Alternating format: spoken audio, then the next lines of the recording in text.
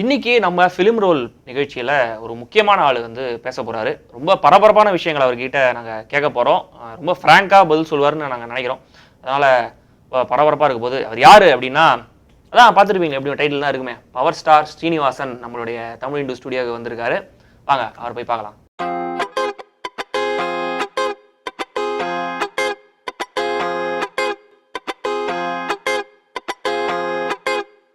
எல்லாத்துக்கும் audio launch இதில் நடந்துச்சு, ட்ரேட் சென்டரில். அப்போ 4-5 எம்பி கூப்பிட்டுருந்தேன். அதில் வந்து திருமாவளவன் சார் வந்திருந்தார். அவர் தான் எனக்கு அந்த பட்டத்தை கொடுத்தாரு. பவர் ஸ்டாருங்கிற பட்டம் கொடுத்தாரு. உண்மையிலே அவர் கொடுத்த அந்த நேரம், அந்த ராசி இன்றைக்கி பவர்ஃபுல்லாக போயிட்டுருக்கு. எனக்கு கூட பிறந்த ஒரு சகோதரன் தான் அவர். நல்ல மனுஷன்கிட்ட நல்ல ஒரு தன்மையாகவும் நானும் அவர்கிட்ட நல்லா பழகுறேன். அவர் கொடுத்த படம் தான் இன்றைக்கி பவர்ஃபுல்லாக போயிட்டுருக்கு.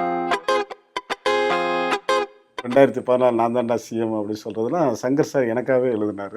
அவரே சொன்னார், சார் இந்த டைலாக் உங்களுக்காக தான் நான் எழுதியிருக்கேன். அப்போ கூட கேட்டேன், சார் இந்த மாதிரி நான் சொல்கிறேனே ஏதாவது, அதெல்லாம் ஒன்றும் வராது டாக்டர் அப்படின்னாரு. எனக்கு ஒரு சந்தோஷம். ஆனால் நான் இந்த கட்சியிலும் சேரக்கூடாதுன்னு நினைக்கிறேன். ஏன்னா தனியாக ஒரு கட்சி ஆரம்பிக்கணும்னு எனக்கு ஒரு ஆசை. என்னுடைய ஃபேன்ஸ் சப்போர்ட் இருந்தால் கண்டிப்பாக நான் ஆரம்பிப்பேன். இதில் உண்மை தான். ஒரு படம் வந்து பரதேசி படத்தில் என்னை கூப்பிட்டாரு. அதே டயத்தில் தான் லட்டு படத்துலையும் என்னை கூப்பிட்டாங்க.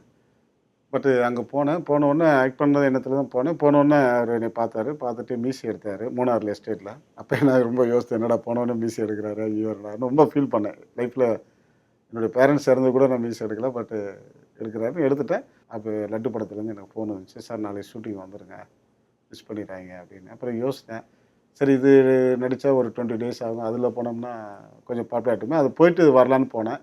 அப்போ போன நேரத்தில் இங்கே ஷூட்டிங் முடிஞ்சிருச்சு. சரி ரைட்டு. எல்லாம் சொல்கிறாங்க பாலா படத்தில் நடித்தா பயங்கரமாக வந்துடலாம், பெரிய ஆளாக வந்துடலாம், பாரதி ராஜா படத்தில் நடித்தா, அதெல்லாம் ஒன்றுமே இல்லை. கதையும் நம்ம நடிக்கிற கேரக்டர் பொறுத்து தான் இருக்குது. நீ சூப்பர் ஸ்டாராக இருந்தால் கூட பாருங்கள், லிங்காரா கூட இன்றைக்கி படம் அவுட் ஆயிடுச்சு. அது சூப்பர் ஸ்டாருக்காக படம் ஓடுதுன்னா உண்மையில் அது இல்லை, கதையை வச்சு தான் படம். அதனால் நானாக இருந்தாலும் யாராக இருந்தாலும் கதை இல்லாமல் எந்த ஸ்டாருமே இல்லை. நம்ம வந்து அடுத்தவன் சொத்துக்கு ஆசைப்பட்டு தான் பயப்படணும்.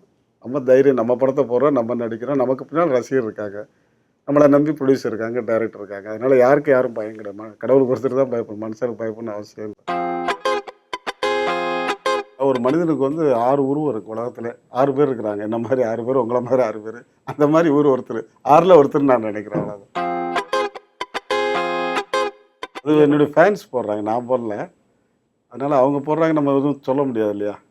அதனால் நான் பெருசாக எடுத்துக்கல. இல்லை, நான் எதுவுமே சீரியஸாகவே எடுத்துக்க முடியும். எது வந்தாலும் சரி ரைட்டு. இப்போ கூட இடையில கூட இன்சல்ட் கூட என்னை அரெஸ்ட் பண்ணேன். நான் அதை கூட ஒரு சீனு, ஒரு சினிமாவில் ஒரு ஷூட்டிங் நினச்சிட்டு நான் பாட்டு போயிட்டேன். அது ஒன்றும் பெருசாக நான் எடுத்துக்கல. அதனால் இதுவுமே வாழ்க்கையில் வந்து நம்ம வந்து சீரியஸாக எடுத்தால் தான் அது சீரியஸ். எல்லாமே அசால்ட்டு, சரி ரைட்டு, இது லைஃப்பில் இந்த கட்டத்தில் இந்த நேரத்தில் நடக்கணும் அப்படிங்கிற கடவுளுடைய அமைப்பு இருக்குது. ராமரே பார்த்தீங்கன்னா 16 வருஷம் காட்டில் இருந்தார், அவருடைய தலையெழுத்து. அது மாதிரி நானும் போகிறேன்னு அந்த மாதிரி நினச்சிக்கிட்டேன். சந்தோஷமாக நம்மளை புகழ்றாங்கிறதுக்காக நம்ம வாழ்கிறதோ, இல்லை அவங்க வந்து நம்மளை தப்பாக பேசுறதுக்காக நம்ம சாகிறதெல்லாம் இருக்கக்கூடாது. நம்மளுடைய எண்ணம் என்ன போயிட்டே இருக்கணும். அது நல்லதோ கெட்டதோ அதெல்லாம் நான் கேர் பண்ணுறேன். எப்படி குதிரைக்கு லாடம் கட்டுறோமோ அந்த மாதிரி நம்மளுடைய லைஃப் போயிட்டே இருக்கணும். அதில் எது வந்தாலும் நம்ம சந்திக்க தயாராக இருக்கணும். அதான் என்னுடைய எண்ணம். எல்லாருமே நண்பர் தான். எனக்கு வந்து நண்பர்களோட தம்பிமார் தான் சொல்லணும். இப்போ விஜய் எடுத்தால் எனக்கு தம்பி தான். இந்த மாதிரி நிறைய பேர் இருக்கிறாங்க. அதெல்லாம் ஒன்றும் அவங்க மேலாம் எனக்கு ஒன்றும் இது கிடையாது. எல்லாருமே, சந்தானம் கூட எனக்கு தம்பி தான். என் கூட பிறந்த ஒரு அண்ணனை எடுத்தால் நான் ராதாரவி சார் தான் சொல்லுவேன். அவர்கிட்ட தான் நான் என்னுடைய கருத்துக்களை, என்னுடைய கஷ்ட நஷ்டத்தை அவர்கிட்ட தான் பரிமாறிக்கேன். அவருக்கு இந்த மாதிரி செய்டா, இப்படி செய்ய அப்படின்னு எனக்கு அட்வைஸ் பண்ணுவார். அவர் ஒருத்தர் தான் நான் வந்து ரொம்ப மானசீகமாக என் கூட பிறந்த ஒரு அண்ணனை நேசிக்கிறேன். எப்பவுமே காமெடி வந்து ஹீரோ போனால் அதை ஏற்றுக்க மாட்டாங்க. அது மாதிரி ஏற்கனவே ஒருத்தர் ஹீரோ பண்ணி தான் ஒன்றும் ஏற்றுக்கல. அதனால் வடிவில் சாரும் பண்ணால் ஏற்றுக்கல. அதனால் காமெடியாக தான் இருக்கணும். இப்போ அந்த மற்ற கேரக்டர் ரோல் பண்ணலாம். இப்போ நம்ம ஹீரோ பண்ணால் ஏற்றுக்கிறாங்களாங்கிறது தெரியாது. ஏன்னா ஏற்கனவே அனுபவப்பட்டவங்களாம் இருக்கிறாங்க. ஆனால் அந்த அனுபவத்தில் நானும் உள்ளே வர வேணான்னு நினைக்கிறேன். ஏன்னா என்னுடைய கையெழுத்து போட்டு ஏதாவது செக்கு நாளைக்கு ஏதாவது நான் பணம் வாங்கிட்டேன்னு சொல்லி என்ன பிளாக்மெயில் பண்ணிடக்கூடாது. ஏற்கனவே பாதிச்சிருக்கிறேன். நான் மட்டும் ஒயிட் பேப்பரில் என் கையெழுத்தை போட்டு கொடுத்து அதை வச்சு எவனா என்கிட்ட ஒரு பவர் ஸ்டார் 50 லட்ச ரூபா கடை வாங்கிட்டான்னு சொல்லி கோர்ட்டுக்கு போயிட்டான்னு அப்போ நான் அங்கே போய் நிற்கணும். அதுக்காக தான் பவர் ஸ்டார் மட்டும் ஒரு பிரச்சனையும் இல்லை.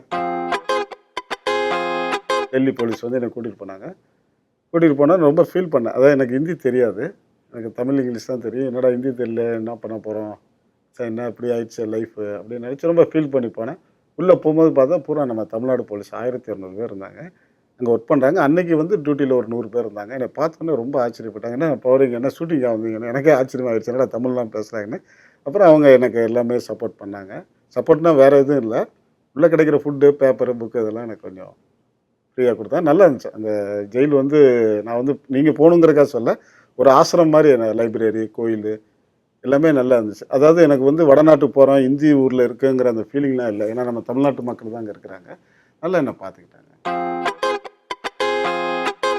எஸ்எல்சி முடித்த உடனே டாக்டருக்கு அப்ளை பண்ணேன் எம்பிபிஎஸ். அப்போல்லாம் சீட்டு கிடைக்கிறது ரொம்ப அபூர்வம். ஒவ்வொரு ஊருக்கும் மெடிக்கல் காலேஜ் எடுத்தால் ஒரு 50 சீட்டு அந்த மாதிரி இருக்கும். அந்த ரேங்க்கில் போகும்போது எனக்கு கிடைக்கல. சரி ஏதோ ஒரு டாக்டர் ஆகணுமே என்ன பண்ணலாம் ரொம்ப யோசித்தேன்.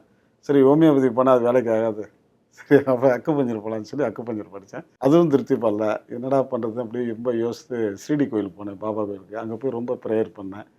என்ன பாபா இந்த மாதிரி பல பிஸ்னஸ் பண்ணுறேன், இருந்தாலும் எனக்கு பாப்புலாரிட்டி வேணும், பப்ளிசிட்டி இருக்கிற மாதிரி எனக்கு பிஸ்னஸ் பண்ணேன். ஆனால் சினிமான்னு நினச்சி நான் போகல. அவர்கிட்ட ஒரு கோரிக்கை வச்சேன். வச்சு 24 ஹவர்ஸில் ஒரு லேடி வந்து என்னுடைய ஆஃபீஸில் வந்து பார்த்தாங்க. சார் இந்த மாதிரி நாங்கள் ஒரு படம் எடுக்கிறோம், அதுக்கு ஃபைனான்ஸ் பண்ணோன்னாங்க. அப்போ அவங்களுக்கு கொஞ்சம் ஃபைனான்ஸ் பண்ண உடனே சார் நீங்கள் ஒரு கேரக்ட் பண்ணுங்கன்னாங்க. சரி நான் பண்ணுறேன்னு சொல்லி பண்ணேன். அதில் வந்து ஒரு ஆர்வம், அதில் வந்து ஒரு வேகம் தான். சரி நம்மளாம் ஏன் சொந்த படம் எடுக்கக்கூடாது. குழந்தை பேரில் லத்திகா ஃபிலிம்ஸ்னு ஒன்று ஆரம்பித்த கையோட லத்திகா படம்னு ஒன்று எடுத்தேன். அதை எடுத்து 250 நாள் ஓட வச்சேன். வரவங்களுக்குலாம் எனக்கு சும்மா வரக்கூடாதுன்ட்டு அவங்களுக்கு ஒரு குவார்ட்ரு, ஒரு பாக்கெட் பிரியாணிலாம் கொடுத்து படம் பார்க்க சொன்னேன். டிக்கெட் அதாவது தேட்டரே வந்து எனக்காக ஒரு தேட்டரு இங்கே ஓட்டேரியில் ஒரு தேட்டருக்கு பேர் சொல்ல விரும்பல.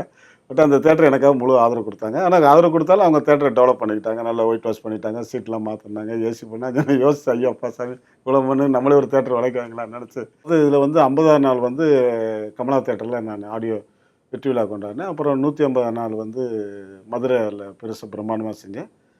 அப்புறம் 100ஆம் நாள் ட்ரேட் சென்டரில் ரொம்ப பிரம்மாண்டமாக பண்ணேன். அதாவது எனக்கு படம் வரணும், வெற்றி பெறணும், லாபம் அந்த நோக்கம்லாம் இல்லை.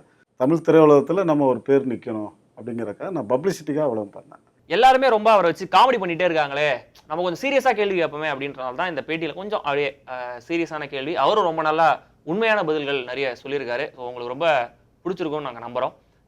அவர் இன்னொரு முக்கியமான விஷயம் உங்களுக்காக சொல்ல போறாரு, கேளுங்க. இந்து யூடியூப்புக்கும் இந்து சேனலுக்கும் மறக்காமல் நீங்கள் சப்ஸ்கிரைப் பண்ணுங்க. சப்ஸ்கிரைப் பண்ணுங்க.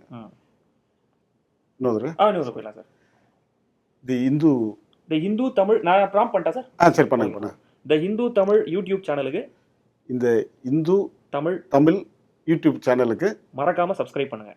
சப்ஸ்கிரைப் பண்ணுங்க. Okay sir, thank you.